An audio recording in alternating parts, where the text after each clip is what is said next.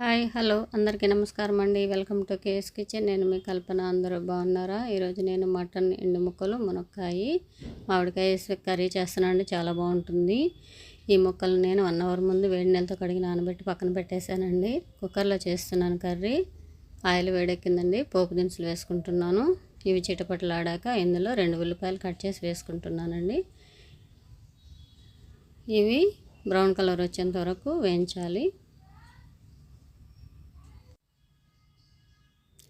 ఇందులో 2 రెమ్మల కరివేపాకు కూడా వేసేసుకుంటున్నాను. ఇది కూడా వేగాక 1 స్పూను అల్లం వెల్లుల్లి పేస్ట్ వేసుకోవాలండి. ఈ అల్లం వెల్లుల్లి పేస్ట్ పచ్చివాసన పోయేంత వరకు వేయించుకుందాము. ఈ విధంగా వేగాక 2 టమాటాలు కట్ చేసి వేసుకుంటున్నాను. ఈ టమాటాలు కూడా మెత్తగా వేగాలి.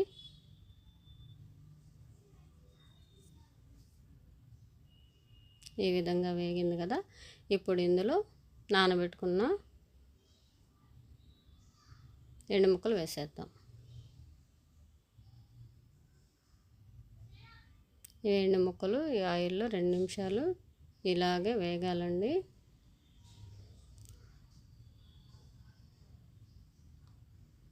వేగింది కదా. ఆయిల్ కూడా చూడండి ఎలా పైకి వచ్చిందో. ఇప్పుడు ఇందులో సరిపడినంత ఉప్పు వేసుకుందాము. ఆల్రెడీ ఒట్టి ముక్కల్లో ఉప్పు వేసి ఆరబెడతాం కాబట్టి చూసుకొని వేసుకోండి. 1 స్పూన్ పసుపు వేసుకుంటున్నాను. 2 స్పూన్లు కారం వేసుకుంటున్నాను.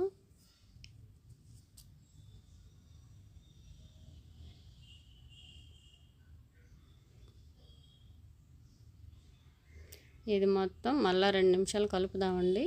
ఈ ఉప్పు, కారము, పసుపు ఈ ముక్కలకి బాగా పట్టాలి. ఇలాగా 2-3 నిమిషాలు ఆయిల్లోనే వేయించుదాము. చూసారుగా ముక్కలకి బాగా కారం పట్టింది.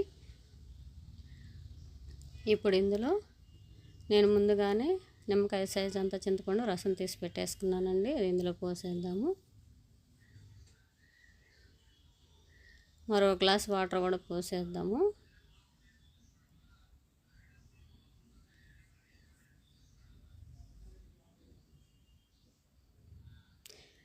ఇది మొత్తం మళ్ళీ ఒకసారి ఇలా కలిపేద్దాము. ఇందులో 1 స్పూన్ ధనియాల పొడి కూడా వేసేసుకుంటున్నాను. ఇప్పుడు మూత పెట్టి 4 విజిల్లు పెట్టుకుందామండి.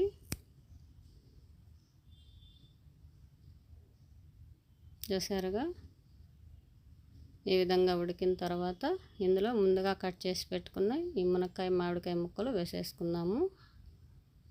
ముక్కలు బాగా నానున్నాయండి, అందుకని నేను 4 విజిల్లు పెట్టుకున్నాను.